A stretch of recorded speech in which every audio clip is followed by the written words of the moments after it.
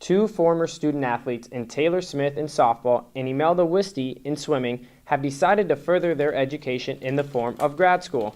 As Taylor pursues agriculture and Imelda chooses English, the transition from student athlete to grad student was not an easy task. I was bored to death, I'm not going to lie. I would go to my office early in the morning because that's what I'm used to, and I would work throughout the day, but then after I leave my office, I'd be like, well, what do I do now? Because I'm used to going to practices. It was very hard, but I still try to run, I still try to do some lifting, and I want to get involved in a few intramurals, but I would go in and I'd play a couple pickup games at lead, whatever my body would allow me to do after not being in sports for a while.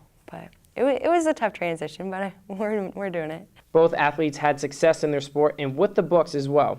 But what led the former student athletes to academic success and to pursue further education was their mentality of student first, then athlete. I worked really hard. I made some sacrifices, and because I wanted to still get my sleep, and sometimes I was just in my room writing papers again and again and again. The academics have always been higher because I know that they can get you scholarships, they look good.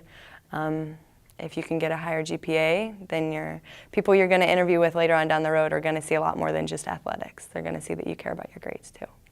Both Taylor and Imelda are TAs on top of taking classes. Taylor presented an agriculture mechanics poster that received first place in June in Montana at the North American Colleges and Teachers of Agriculture Conference. On the athletic side, Taylor volunteers with the softball team, while Imelda volunteers as well with the swimming team.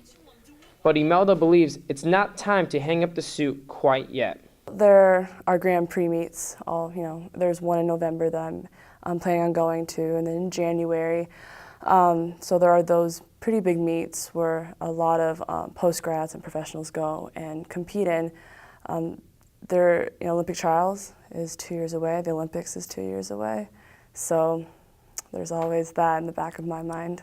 I believe I'm still in great condition, and I feel like I haven't reached my peak yet, and time drops are ahead of me. Oftentimes, student athletes have the mentality of just finishing college. But for Taylor and Imelda, they believe there is a future for student athletes after graduation. It's true, a lot of student athletes, sometimes they just want to be out of here or just get my 4 years in and get out. But I think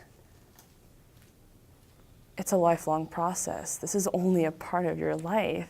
There's so much in store for student athletes beyond the college experience, because you can take what you've learned and carry it with you for the rest of your life. A lot of times we are looked at those that, we have to go to study table, we're pushed to get through school rather than us having higher goals and achievements. I think there's a lot more out there than people realize of athletes that do go on and do great things. To further education, I say that everybody, especially with careers today, a lot of people are looking for that further education, and I think anybody can do it if they set their mind to it. Both do not rule out their passion for their sport down the road. Coaching is obviously still an option. I would love to coach. That's whatever I do, I would love to coach, whether it's my own kids someday or just in the community. I'd love to be a part of that. But for now, both will pursue teaching for their future. With Cyclones.tv, I'm Alan Fiddelke.